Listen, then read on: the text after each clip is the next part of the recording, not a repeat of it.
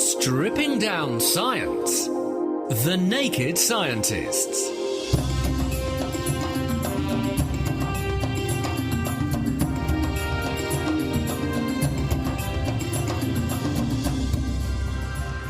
Hello, it's Sunday, February the 6th, 2011. Welcome to The Naked Scientists with me, Chris Smith. And with me, Sarah Costa-Perry. Now this week, the future of computing. We'll discover what the computer chips of tomorrow will be like, and with Valentine's Day around the corner, we'll also find out what's more environmentally friendly, an e-card which has been sent by a computer, or the more traditional variety that's sent by Royal Mail. Also, news of how researchers have discovered a way to grow new arteries to replace damaged blood vessels, and how Australian scientists have created an electrical thinking cap that can make people solve maths problems that they couldn't do before. And you might just need that cap to find out what, or work out what this is.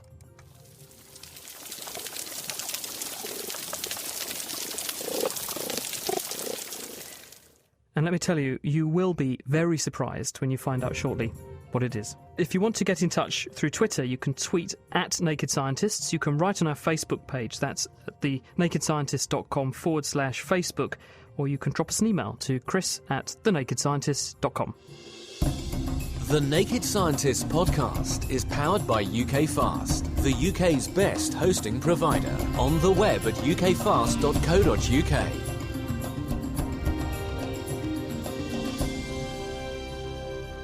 This is The Naked Scientists with Chris Smith and with Sarah Costa-Perry, and let's kick off with a look at some of this week's top science stories. Sarah, what have you got for us?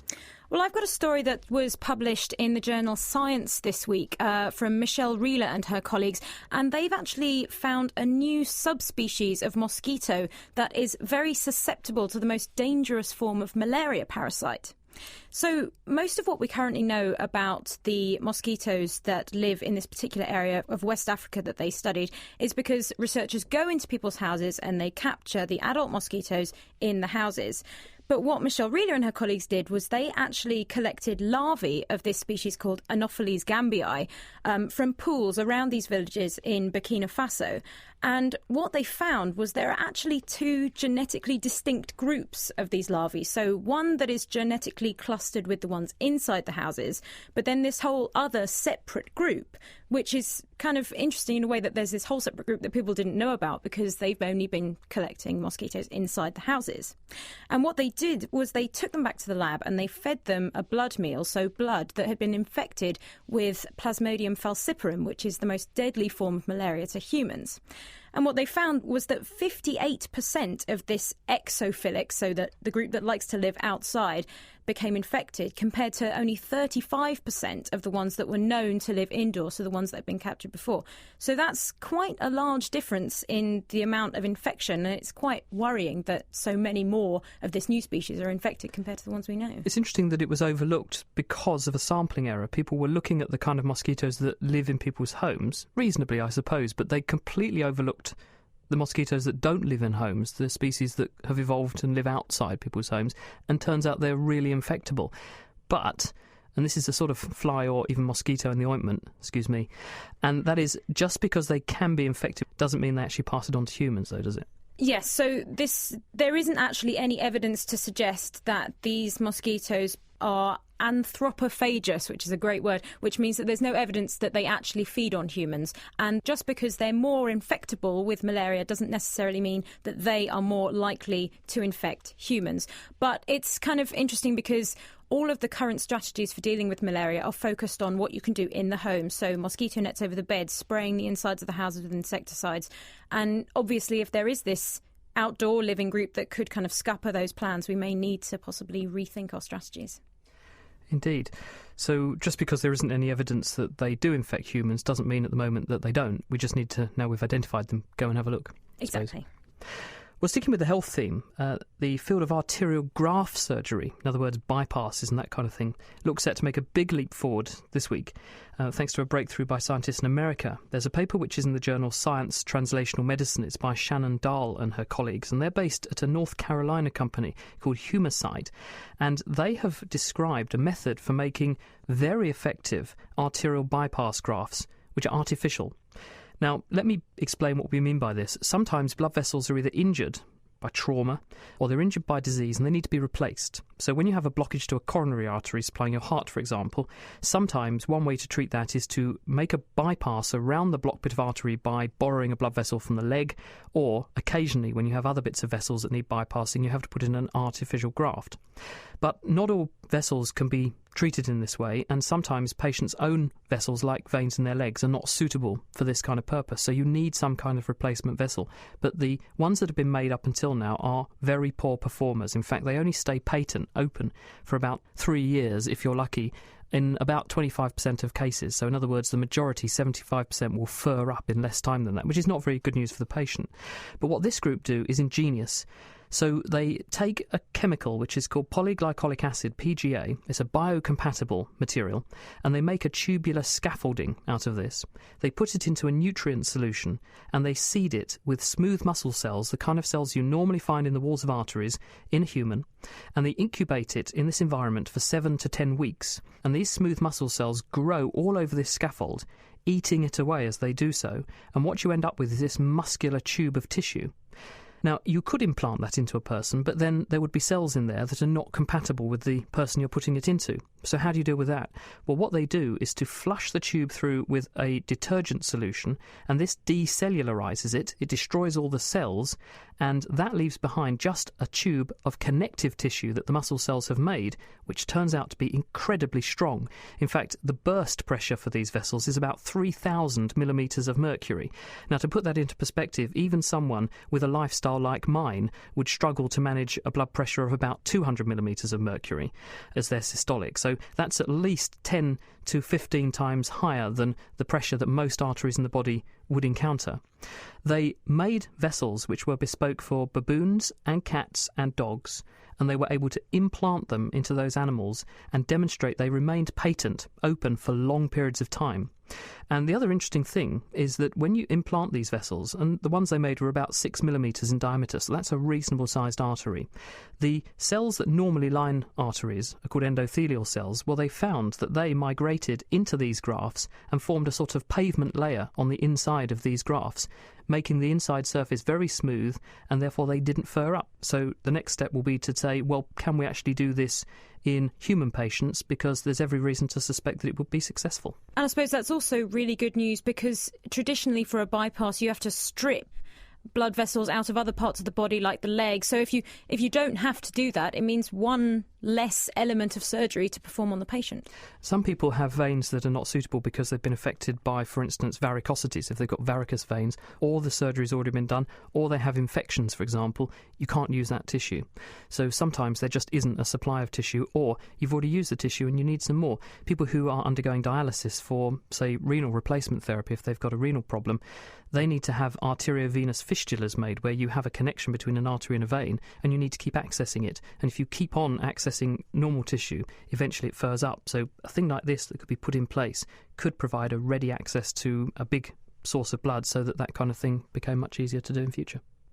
Now, also this week, scientists have discovered how to create a thinking cap. I love this. It helps people to become much more creative. The work's based on observations that sometimes damage to the front part of the brain's left temporal lobe can disclose extraordinary artistic and musical talents that a patient never knew they had. And now Richard Chi and Alan Snyder from the Centre for the Mind at the University of Sydney have used a non-invasive technique called transcranial direct current stimulation to harmlessly reduce the activity in this front part of the brain, which boosted the problem-solving abilities of a large group of healthy volunteers. Alan Snyder. Well, the big picture, I guess, is inspired by the quote from William Blake. If the doors of perception were cleansed, everything would appear to man as it is, infinite. So we were confronting the challenging problem of how to artificially induce a less filtered view of the world, one less constrained by preconceptions. In other words, the world that we see is one tinted by past experience. You learn something and that informs the way that you interpret the world henceforth. Precisely. Our perceptions, our memory, our decisions are based on filtered information. We view the world, in a sense, top-down through concepts, through mental templates, which are built up from our past experience. And, of course, these concepts are crucially important for our survival, They enable us to make rapid predictions about what is most likely based on only partial information. But the strategy leaves us susceptible to certain kinds of perceptual and cognitive errors, visual illusions, false memories, prejudice, and it makes us inclined to connect the dots in ways that are familiar rather than to explore novel interpretations. Which makes it much harder to think outside the box. If you're trying to solve a problem and you're trying to solve a hard problem that other people have grappled with, there's probably going to be an original solution. Going down the same wrong road they have is the wrong approach. You need to think a new way, and if we could find a way to do that, we'd be better off. Yeah, I mean, it's not the wrong approach. It's the good approach, but it's not going to work if it doesn't apply. In other words, our observations of the world and the problems we're talking about are strongly shaped by our preconceptions from previous problems where that didn't work. So how have you tried to get an angle on what the brain is doing and how to get round that problem then? Well, what if we could temporarily inhibit this top-down processing and thereby access a level of perception normally hidden from conscious awareness? Might we be able to have a world which is less preconceived? Of course, you'd only want to do this temporarily. We need our conceptual makeup. We don't want to be like an infant. But that's the kind of rationale that's behind our work. So how did you actually tackle this problem? What did you do? We use non-invasive, safe non-invasive transcranial direct current stimulation to inhibit the left anterior temporal lobe. That's an area associated with conceptual processing, labels, and categories. In addition, we simultaneously excited the right anterior temporal lobe, an area associated with insight and novel meaning. The objective was to temporarily induce a less filtered, less assumption-driven cognitive style. And what did you ask people to whom you were doing this to do in order to see if they were thinking in a new way or thinking more originally? Well, we took a sort of standard problem of insight, a matchstick, arithmetic kind of visual problem, and we showed them how to do one class of those problems, and then asked them to do a much harder problem that required a novel turn, novel twist. And the people who received direct current stimulation, 3 times as many of them solved the problem than those in the control group. And the argument would be that because you had to think about the problem in a novel way, this suppression of the left side of the brain, which normally forces you to think in this hypothesis-led, familiar or way informed by familiarity, that having been turned off, they began to think in a novel way, and that's what gave them this insight to solve the problem in the new way. Yeah, that's the way we look at it. So now you found this, what's the next step? Is it to say, right, okay, can we try and apply this to other modalities? So that's a problem-solving task. It's a part visual, part cognition. Are you now going to start looking at other things that might be informed by the same strategy?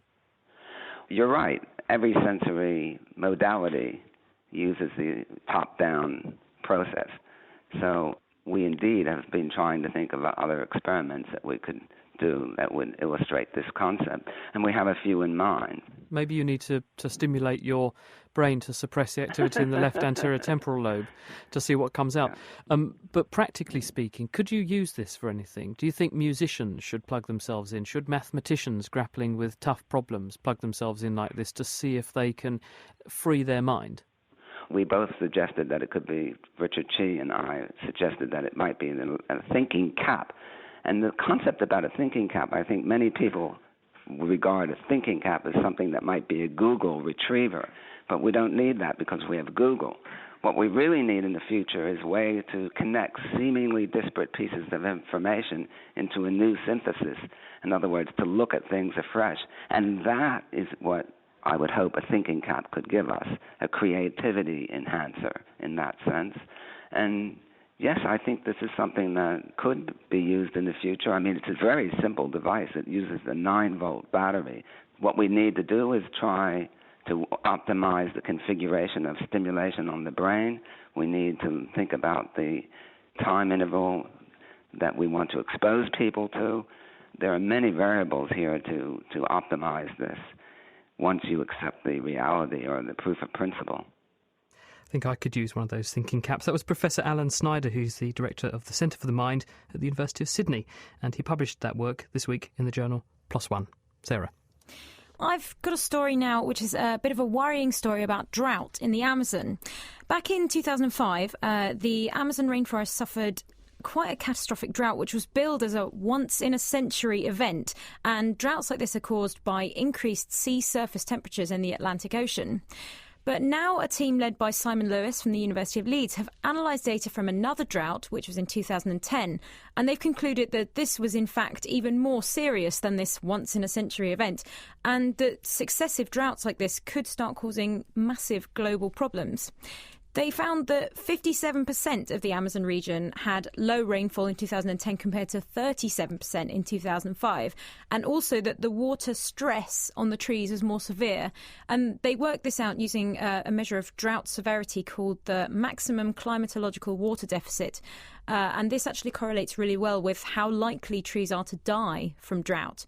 And they estimated that about 3.2 million kilometres squared of forest in 2010 would have suffered a level of drought enough to cause significant tree death, compared to 2.5 kilometres squared in 2005. Why is this important? Well, the Amazon acts like a giant carbon sink. It takes in a lot of CO2 from the atmosphere and locks it up in plant matter. And this has helped to act like a buffer against all of the CO2 that we've been pumping out into the atmosphere. But if droughts like the 2005 and 2010 events keep happening, and they will if sea surface temperatures continue to rise, which they have been for the last few years, more trees will either be suffering or will in fact die. And this means that not only will they stop taking in CO2, but they'll actually start to release more of it as a result of being broken down by microbes and that sort of thing. And another effect of increasing temperatures, combined with the fact that you'll have a build-up of dead plant matter, is an increase in the likelihood of forest fires, which is another big source of CO2 as well.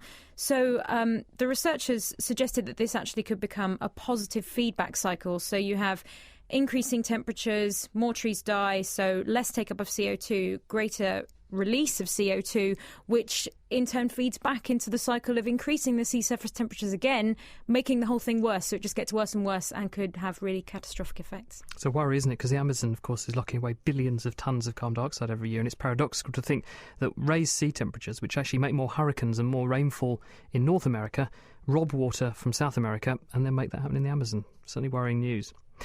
Now, just to finish us off, there's a very nice paper which has been published in the journal Science this week. It's by researchers in Zurich, Donald Hilvert and his colleagues. And this caught my eye because it's intriguing what they're doing.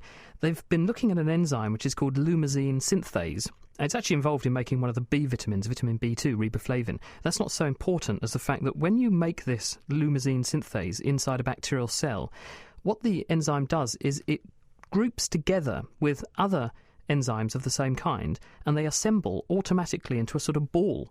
But this is a hollow ball, so you could potentially put something inside it.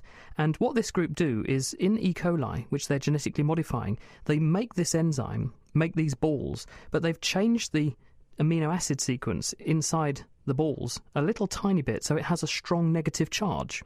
And what they're then able to do is to make the bacteria make other things, including things which are normally so toxic that the bacteria wouldn't be able to make them.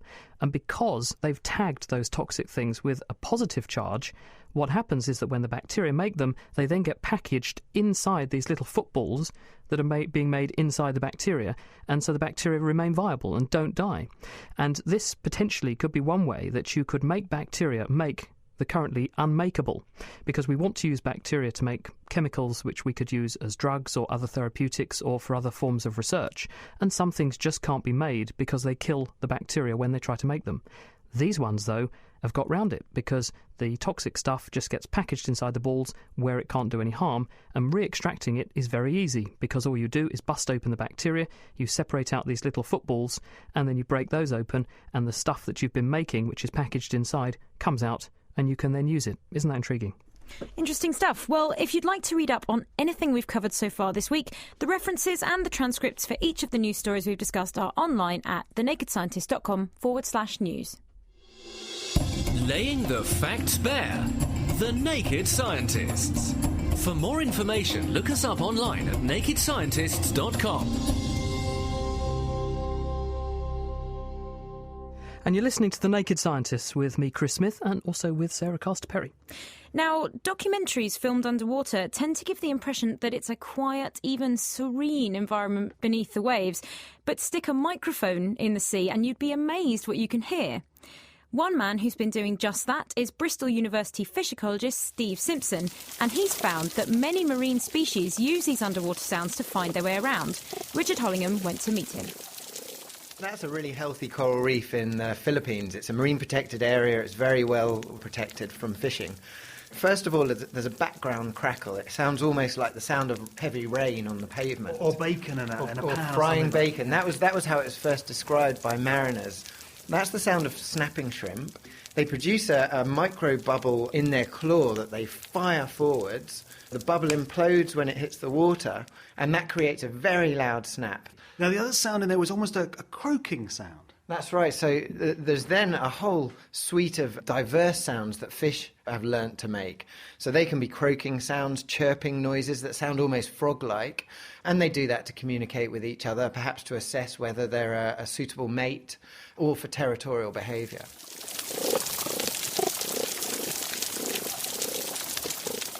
The logical next step for our work was to take our recordings of coral reefs and start to look at what information that recording contained. So the first study that we did then was to split the recording into the higher frequency noise, that is the crackling, snapping shrimp, and the lower frequency noise, that was the fish popping and chirping.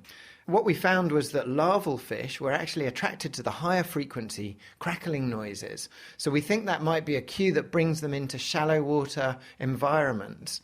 And when we play the sounds on artificial reefs, the lower frequency noises are then used by the juvenile and adult fish that move around at night trying to find habitat. We've actually just got a paper out this week which shows that when you take recordings from different types of habitat, so we take recordings from an outer barrier, we take recordings from an inner lagoon, and we play that next to artificial reefs. The fish that you would find on the lagoon arrive onto that artificial reef. The fish that you would find on the outer reef, you then find settling onto reefs playing those noises.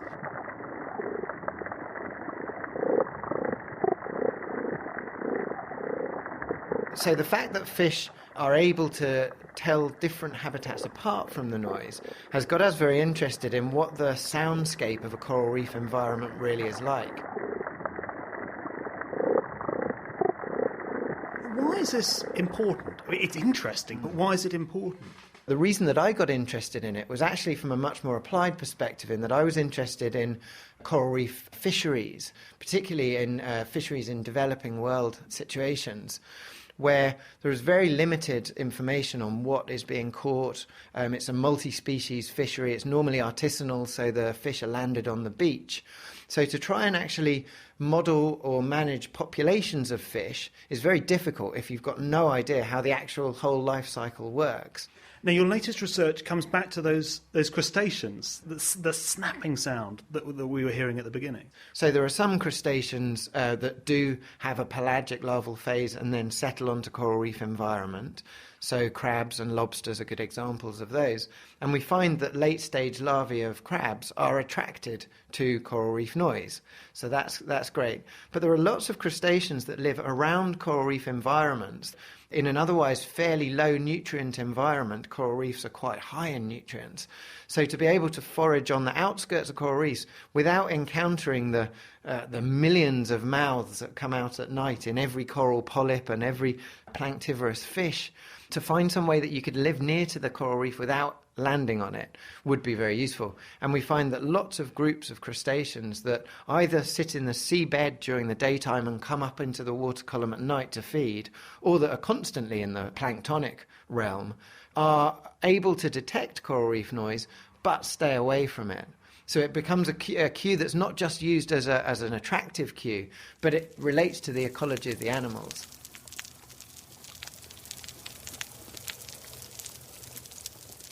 Well, I should really have known what that sound was. I did recognise it because I have been scuba diving, and it's funny, that sort of crackling noise, but I wasn't aware of what it actually was that caused those noises. Sounds like a rainforest, didn't it, when we played it at the beginning? And when I first heard that sound, I thought it was rain drumming and frogs croaking in a rainforest. It's a coral reef. The point about the bacon, actually, I did agree that it does sound a lot like frying bacon.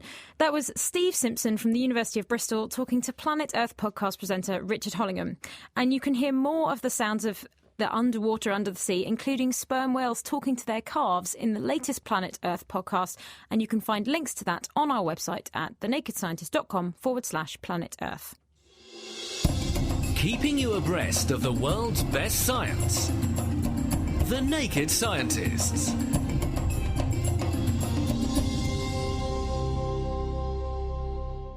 You're listening to The Naked Scientist with Chris Smith and Sarah Castor-Perry. And this week, we're looking into some new breakthroughs in computing. Coming up, we'll hear from Cambridge University computer scientist Professor Andy Hopper about a system he's developing to enable some of the world's computing jobs to be done on computers that are using energy that would otherwise go to waste. We'll also talk to Mike Muller from ARM, one of the companies that make probably or design more chips than anyone else in the world. You've almost certainly got an ARM chip about you if you have a mobile device. But first, how does a computer chip really work? Well, Dave and Mira have been to find out for this week's Naked Engineering. This week, Dave and I have set out to investigate just how computers are engineered. Now, we've come along to the computer laboratory at the University of Cambridge. So, Dave, just to start off with, what will we be looking at in terms of computers? Well, if you take apart any piece of modern equipment, from a phone to a telephone to even a washing machine, you'll find little black rectangles called computer chips. And that's where actually all of the complicated controlling things are happening inside these little blocks. Well, here to tell us a bit more about these computer chips is Dr. Robert Mullins, lecturer in computer science at the University of Cambridge. OK, so if we take those black pieces of plastic and we were to remove the plastic with some acid or something, we'd see in the centre a little piece of silicon about 1 centimetre on a side. And on top of that would be a tiny little electronic digital circuit, and that's the computer chip. So the circuit's printed on top of the silicon chip using a process called photolithography. Very similar, really, to a photographic process. So we effectively print a layer of transistors. This is what we build our digital circuits out of. And then on top of that layer of transistors, we print layers and layers of interconnect. I always think of a transistor as a short pipe with a tap in the middle. And the tap is what we call the gate, and either end's called the source and drain. And we can turn the tap on and off by applying a voltage to the gate terminal. That changes the electrical properties of the material under the gate and then enables the transistor to conduct or not. A transistor is essentially an electronic switch, so you can use a small current or a small voltage to turn on or off a much larger one on the other side of the transistor. How do you connect these together? It's relatively straightforward to put the transistors down, but we then need to interconnect these huge numbers of transistors. So we need lots and lots of layers of metal to do that. But how do all these, say, transistors work together inside a computer, so when you're giving a computer an instruction to do something? At the lowest level, we take a few transistors, maybe 6 or 8 transistors, put them together to build a single memory cell or a single logic gate. These logic gates, little groups of transistors which can do a variety of little operations. So you might have a logic gate with 2 inputs, 1 output. Some of them are called AND gates. So if both inputs have a positive voltage on them, then the output will be positive. Or it might be a OR gate. So if one or other of the 2 inputs are positive, then the output will be positive. So there's a whole variety of these different logic gates. But how then do you step up from there to a whole computer? So in the same way as we build gates out of transistors, we build larger circuits, for example, adders that are able to just take 2 inputs and add the numbers together. We build those out of logic gates.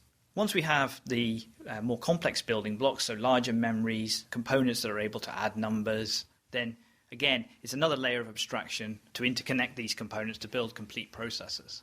So one group of people design the transistors, another group will then put those together to form gates, and then the gates get put together to form adders, and then another group will be putting the big chunks together to form the whole chip. That's right. Now, what about how the size of these chips and transistors and things have changed over time? So the original computer chips that were designed were much bigger than the ones that we see today. And it's one of the reasons why computers get a lot faster very quickly. So smaller transistors mean that they switch faster. It also means we can put more on a single chip. It means we can build more powerful, more complex processors.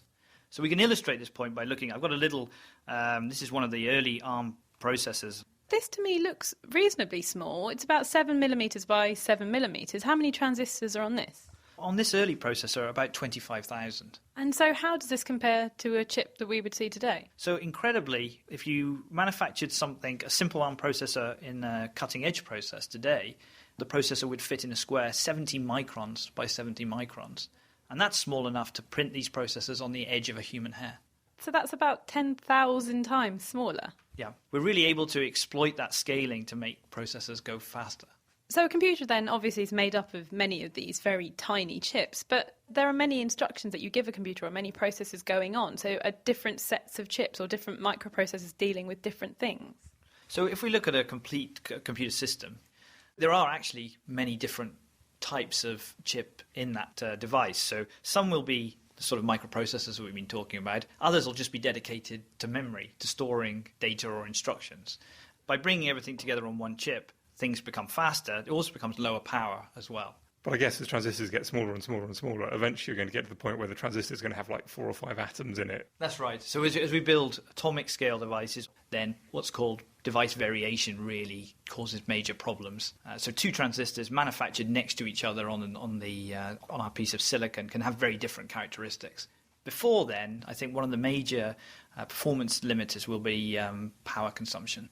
And this power is actually being used for the actual physical switching of the transistors on and off. That's right. So we dissipate power when we switch transistors on and off.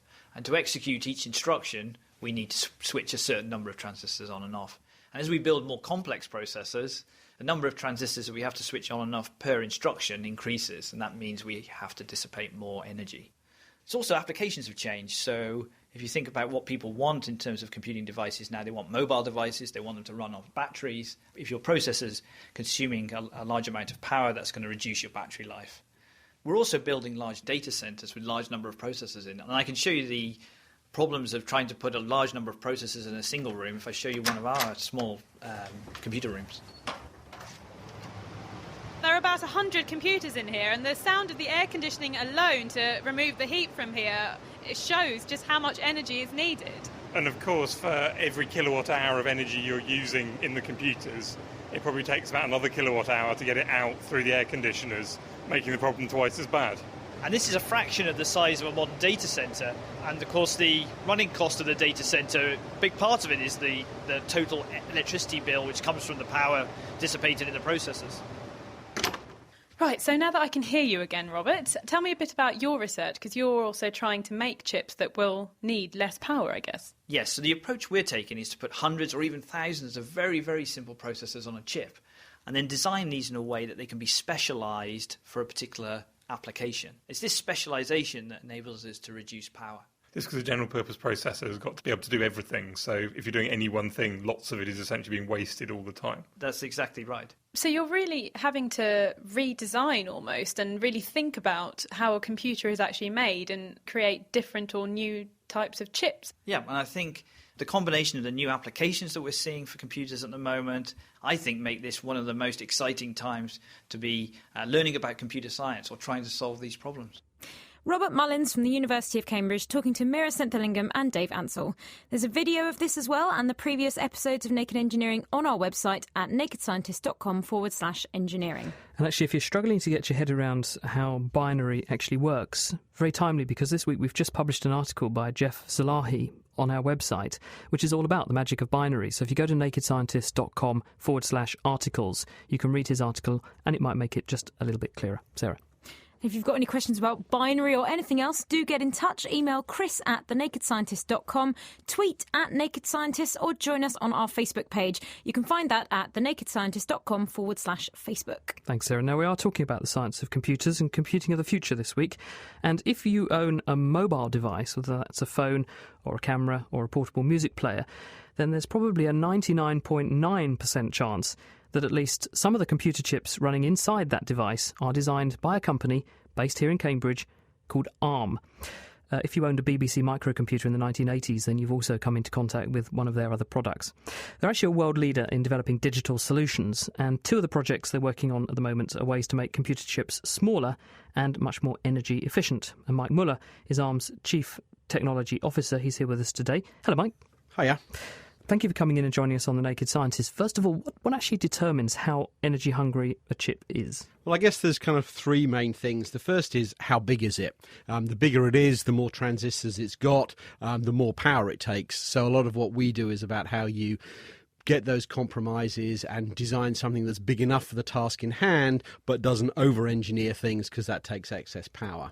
Why does ARM account for 99.9% of the marketplace, though? Why have you got that huge dominance? What is it about your technology that makes it so attractive to all those different industries? Well, it's two things. The technology is part of it, but possibly more important is the way we went around our business, which is actually not to manufacture anything and just to license our intellectual property to people who do, letting them specialise in what makes them good and lets us focus on what we do, which is design low-power microprocessors. But at the same time, the design must have something going for it, or all those licensees wouldn't use the technology. So what is it that they're going for? We've put in a lot of work for how you come up with new techniques to save power. So a lot of people in the past have focused on how do you make a chip go as quickly as possible. And if you try and make it go as fast as it can, you end up actually burning a lot of excess power. And if you back off just a little bit and make slightly different compromises, you can come up with solutions that take a lot less power. And of course, when we're talking about things people want to carry around with them, the batteries were the vast bulk of the weight and were the thing holding back the technology in the early days, because the more powerful you make them, the more energy they're going to get through, so they're going to burn off batteries more quickly. So if you've got more efficient chip designs, that's got to be a good thing. Absolutely, and I think recently there's been a change of people designing for kind of what's the absolute power you can have to what's low-power devices for batteries. And in the future, it's actually not the battery that's the issue, it's the available energy. When you start to have really tiny devices embedded into things all around you, you're scavenging energy from the environment. You actually need to worry about what's the available power, and that could be very low indeed. So how can we get the energy requirements of the chips of tomorrow down? What sorts of technologies are you guys working on in order to make that reality? One of the techniques we're working on involves lowering the voltage that a chip runs at, because power is actually proportional to voltage squared. So it's one of the most important things you can do is to lower power. And if you took the article before, when somebody designs a process, they work out how it works and then put in a little margin of safety. And then you heard about how you take the transistors and you build a few gates, and the people that design that put in a little more margin of safety. And then we come along and design our processors and put in a little more margin of safety, and then somebody puts it all together in the chip. And what you end up with is a safe chip that you know works all the time, and it possibly is then specified to run at 3 volts. In reality, it might run at 2.5 volts. And the difference between 2.5 volts and 3 volts is 50% in power. Because it's squared. Because it's V squared. So what you really want to do is run that chip at 2.5 volts. Now, people who overclock their PCs sometimes say, well, I actually know that this chip can go faster than it does. I'll turn it up and run it faster. And the problem they have is on a hot day, it might get too hot and then it stops working. So the idea is something we've borrowed from the mobile phone industry, where they said, radio signals are really noisy. We have to have error recovery because you get glitches and noise. And so when you're with a mobile phone transmitting to a base station, you actually turn down the power of the transmitter until it starts making mistakes. The error recovery cuts in, and you can then recover that, and you don't notice that, and then it turns the power up as you move further away. So it's sort of dynamic error recovery, isn't it? So your chips will run at a threshold where they're just about not making any mistakes, and you're engineering that into the chip rather than into the software that's running through the chip. That's absolutely right. And most digital designers are really uncomfortable with the idea that their chip will make mistakes. And so we've designed a processor which will correct its errors dynamically, which allows you to turn it down until you find that point where it just starts making mistakes. And as long as the power to recover from those errors is better than the power you've wasted, you're ahead of the game. And the benefit of doing this kind of thing would be then that not only are you using less energy because the voltage is down, but also that means you can actually make the chip bigger and do more, so actually the device it's in can become more powerful without having to burn off more energy. Well, we're always in a race of the fact that the software guys want to write more complicated software and therefore they want more power, while we'd like to have a static world where you could make things simpler and smaller. So, yeah, there's always a balance between actually designing a lower power device and then find somebody's just made it all run faster and used that all up again. So when a company like ARM says, right, we're going to come up with this sort of design, how long from the concept to it appearing in a phone like mine sitting here on the desk? Well, we started work on this with the university about 7 years ago, was when you could point to the first germ of an idea, and I reckon it's going to be another 3 or 4 years until you see those kinds of things in real products. So it's a long time from good idea through to actual product in the market. And when we do see it in the market, what sort of a difference will it make? What will you be able to say to designers of equipment that means that they will say, well, yes, OK, we'll definitely invest in this as the benchmark in the future? Well, you'll probably, as a user, never know. It'll be just one of these techniques that means the next phone you buy has slightly longer battery life and does even more things than it did before, and you'll just take it for granted that that's technology marching on its forward progress. Mike, thank you very much. Mike Muller is here with us from ARM, based in Cambridge. He's with us for the rest of the programme, so if you have any questions for him, do get in touch. The email address, chris@thenakedscientist.com. We've also got a Facebook page. Just look us up on Facebook, or you can tweet @NakedScientist if you have any questions about the future of computing. You're listening to The Naked Scientist with Chris Smith and Sarah Castor-Perry. Now, still to come, with Valentine's Day just around the corner, which is more environmentally friendly, an e-Valentine's Day card sent by computer or the traditional paper and card one? Or, bearing in mind what my colleague Yolanda said to me the other day when I told her we were answering this question, you've got to take into account the hot air that will inevitably be generated by the unhappy recipient as well. Sarah? But first of all, as the internet and our reliance on computers grows, so does the amount of energy that this industry consumes, which means significant CO2 emissions. But is there a way to make the process more environmentally friendly? Computer scientist Professor Andy Hopper from Cambridge University has been working on a way to turn waste energy into useful computer processing around the planet. Hello, Andy. Hello there. To put some numbers on the problem first, how much energy are we looking at and how much CO2 does running the internet consume? Well, about 3, 4, 5, 6% of energy use, of the global energy use goes into computing one way or another. So it's not a huge number at the moment, but it's going up fairly quickly.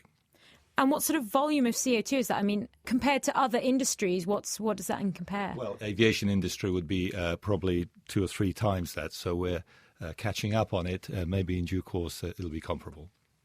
And so what's the solution that you've been working on to help counteract this? Well, what we're trying to understand is whether the notion of taking computing to energy sources and using energy which would otherwise be lost because it cannot be transported to the place where it can be used.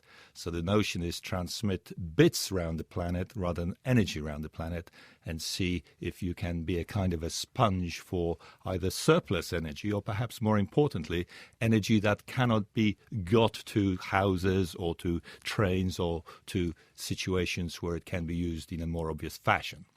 So this means running processes in an area of the world where it's not being used locally, so it's night time and there's not a whole lot going on, and you can then use that sort of downtime for an area where it's during the day and you've got a lot of traffic going on. That's right. So it's either the windmill has speeded up somewhere, or it's nighttime and there isn't much local use for whatever reason. And what we're trying to find out is, to what extent is this possible? What is actually the energy cost of shipping the data and the problems to these potentially remote places? Because it must be a win rather than a lose. But fiber optic communication is a marvelous technology, because essentially the further you go, the more energy you don't really use. So you can go much, much further without paying an energy price. It's almost like magic. And then seeing at what level of granularity, what sort of problems, what sort of tasks can be done in this way, and soak up this surplus energy, so that perhaps in due course, when 10 or 15 or 20% of the world's energy is going on computing, we can say, of that, maybe 3 or 4% is energy that would otherwise be lost. And so what sort of tasks are you looking at that will be suitable? Because I'm guessing ones where you want an instantaneous reaction, so e-commerce and things like that, they aren't necessarily so suitable as things where you don't necessarily need that instant feedback. That's right. So anything that requires instant response, that is interactive, is less suitable to this sort of approach. But nevertheless, you can go a reasonable way. It's constrained by the speed of light. So it's not that it has to be just round the corner. It might be at the other end of your country, up in Shetlands or whatever.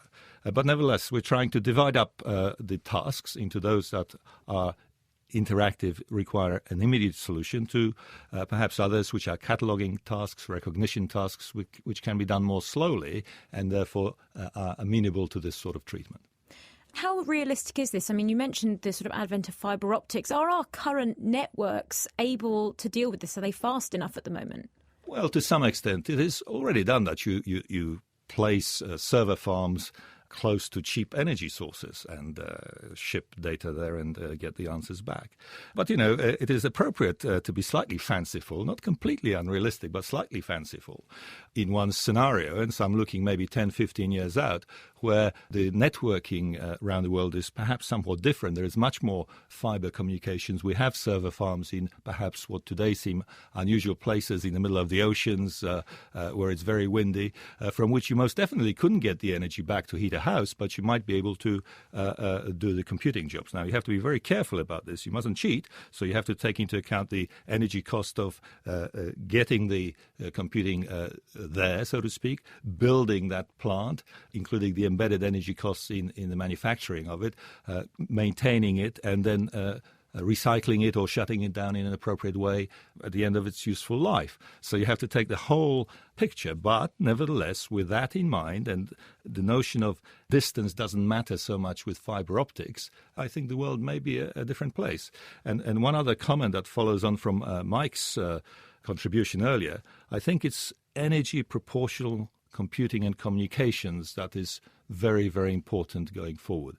That rather than over-provisioning, over-engineering, over-dimensioning, which has traditionally been the case and is now is less important in mobile communications, this spreads to everything. And every computer on the planet is either doing useful work or is shut down or at least in very deep sleep mode. Now, one way of helping understand this is looking at this chasing the energy, because if you move a job somewhere else, then the one that was originally destined for that job can be switched off. And so what is the scale of the saving in energy that we're looking at? Well, to be quite honest, I don't know. That's the challenge we have, because to be realistic about this, we have to postulate some kind of model of how the networks will work, take current jobs, divide them up, and so on. But initial results suggest that it's not going to be just 1 or 2%, that there is a reasonably good opportunity here for improving the way computing works. And so ask me back in about 5 years' time, and I might hesitate to give you an answer. And I suppose even though it may be a certain amount of percentage now, with time moving on, it'll become more important as we become more reliant on the internet. But will we expect to see this sort of thing being implemented anytime soon? Well, the beginnings of it are happening now. But let me just point out another kind of win-win. Not only using energy that would otherwise be lost, but also in many cases using that energy to compute things about the real world which save even more energy. Optimizing the physical world by using energy in the digital world, and that energy itself being, so to speak, free lunch energy. Now, that would be a wonderful scenario, but as I say, I am paid to be slightly fanciful, and there it is. Well, thanks, Andy. We'll have to leave it there. That's Professor Andy Hopper, Head of Computer Lab at Cambridge University. You're listening to The Naked Scientists. It's Chris Smith and Sarah Castor-Perry, and we're talking this week about the future of computing. We have our guests Mike Muller and Andy Hopper with us here in the studio, and we've got some questions here, in fact lots of them. Osman Ahmed, and this is probably one for you, Andy. He says, do we really need faster computing power, or are our programming methods just inefficient?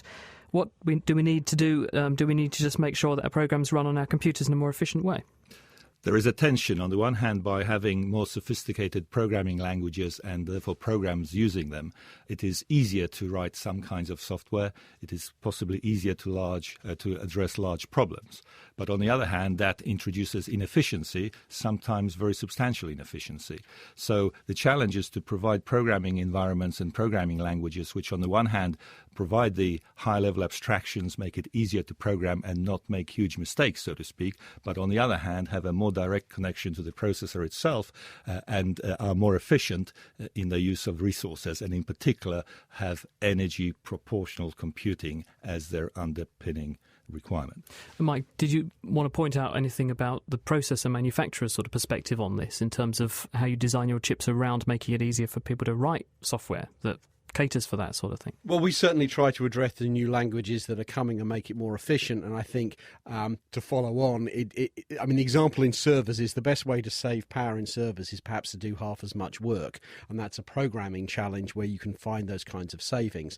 And if you type something like Naked Scientist into your favourite search engine... Better still, Mike, you can now type Mike Muller naked into your favourite search engine. And, thank you for that. It'll come back and say so many results found in so many seconds. And what they're starting to do is with popular searches, look at what happens if I just search half as hard. Did it actually change how many results people clicked on? And so you actually dynamically change how much searching you're doing because, again, you may be over-searching and providing results that are better than you need. Following on with the sort of efficiency thing, I've got another question for you, Mike. It's from Finley Connect on Twitter, and they say, are newer computers more efficient than older ones, so like a fridge or a furnace? How do I know when to get a new PC or Mac? So how do you know when they're going to be the most efficient? Well, there's no doubt newer computers are more efficient than older ones, and they get better every year, and it's the perennial technology question of if you wait just a bit longer, you can get one that goes faster, takes less power, and will be a bit cheaper, but you can always wait forever. Got a question, probably both of you are going to have a perspective on this. On Facebook, Ryan Chown says, is there a practical limit to how fast computing can become, or is the speed of light the limit? Well, I think computers are slowing down and they're not getting faster and faster, and the real challenge is how you make things go parallel and how do you divide things up and actually have multiple computers working on the same problem at once, and that's probably the way you actually push performance in the long run. Andy? We are approaching what people have described as the silicon endpoint. Mind you, the silicon endpoint seems to have a half-life of about 5 years, and that is the point at which we really don't make any more substantive progress. And so the speed of individual chips will asymptote and will be limited. The parallel point is important, but that's an old cherry, and how to make things work in parallel is very difficult. Well, now moving on, it's time for our question of the week this week, which has a Valentine's theme with Diana O'Carroll. This week is an environmentally conscious Valentine's week. Hello, Naked Scientists. This is Dirk Slavinsky from Perth, Western Australia.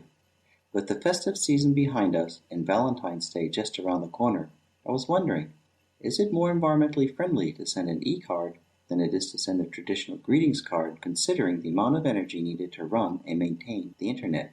Thanks and happy net surfing. So how do we even begin to calculate the energy costs? So my name's Andy Rice. I'm a computer scientist at the University of Cambridge. So I think this is quite a good question. And what you need to think about is something called a life cycle assessment. And this is basically an idea of trying to think about all of the different stages in the production of different goods and services and what they actually cost the environment. So I had a look around. There aren't many studies on this for greetings cards, but I did find some work which considers the impact of newspapers. And the authors of this paper, it was a Swiss study, found that if you have a weekday newspaper, it costs about the same as reading an online one, but with huge amounts of uncertainty and lots of assumptions. So, for example, you change the electricity mix, whether you have a lot of fossil fuels in it or not, and the online one moves a huge amount. And if you consider food, for example, the difference in footprint between a steak and a risotto is about 200 times the impact of what these authors found in the newspaper was. So send your Valentine's card, e-card, physical, and then worry about instead what you choose from the menu on your first date. There are a huge number of variables to consider, but here at The Naked Scientists, we like to go a bit deeper. In fact, we got the author of Without Hot Air and Chief Scientific Advisor to the Department for Energy and Climate Change, that's Professor David Mackay, to work it out for us. Sadly, he was too busy with his myriad responsibilities to record it, so his answer is voiced by our very own Ben Valsler. To calculate the energy cost of the e-card, we can add 1 minute of the sender's computer time. That's 2 times 100 watts times 60 seconds, and that gives 12,000 joules. To be on the safe side, we add another 50% to allow for the internet's energy cost, and that gives us a total of 18 kilojoules. Moving on to the paper card. The card itself, plus the envelope, have a chemical energy of around 0.12 kilowatt hours. An educated guess says that the energy expended at the paper mill is likely to be similar, so that gives us 0.24 kilowatt hours. But then we can expect a fraction to be reclaimed if the card is recycled later. So let's round down and say the card costs about 0.2 kilowatt hours. But there's still the cost of transport to the shop and through the postal system. What is the energy cost of picking up the card from the postbox and sending it out across the country? Sharing equally between the postal items, the collection part of the journey costs 0.01 kilowatt hours per item. Then the card has to travel a bit further. Let's say from Lancaster to Skegness via several depots. The answer is 0.009 kilowatt hours. Adding this figure to the collection cost gives roughly 0.02 kilowatt hours. That gives us a total value for the paper card of 0.22 kilowatt hours. However, the e-card only costs 18 kilojoules, which converts to 0.005 kilowatt hours. That's on the order of 40 times less. An e-card could save as much as 40 times the amount of energy used in a paper card that travels through the postal system. But as Dirkman on the forum points out, an e-card can be considered more costly if you factor in the machines that run while your e-card is saved on servers even when you're not reading it. Or the energy is used by your own computer when it's on standby. Next week, how's your sense of direction? Hi, this is Alina Roberts from Corvallis, Oregon. I was wondering if you could tell me if the blind are able to walk in a straight line, or if the sighted with a blindfold can walk in a straight line. If you can't see where you're going, how do you know if you're travelling in a straight line? Answers to Chris at thenakedscientists.com or write them on the forum, and that's at thenakedscientists.com/forum. Or the most environmentally friendly solution, I suppose, don't send a card at all and serenade your love in person. You killjoy. No, serenade them in person. I got my wife because of a Valentine's Day card, so I stand by them every time. Very nice. Thanks very much, Diana. Please do get in touch if you have any questions for us. Email chris@thenakedscientist.com. Thank you to our guests this week, Alan Snyder, Mike Muller and Andy Hopper, and to our production team, Mira Senthilingam, Dave Ansell, Tom Simpkins, Diana O'Carroll and Ben Valster. We're back next week answering all your science questions, so send them in to chris@thenakedscientist.com. Have a wonderful weekend in the meantime, what's left of it, and we'll see you again next week. Goodbye. The Naked Scientists comes to you from Cambridge University and is supported by the Wellcome Trust, the EPSRC, the Natural Environment Research Council and UK FAST. For more information, look us up online at thenakedscientists.com.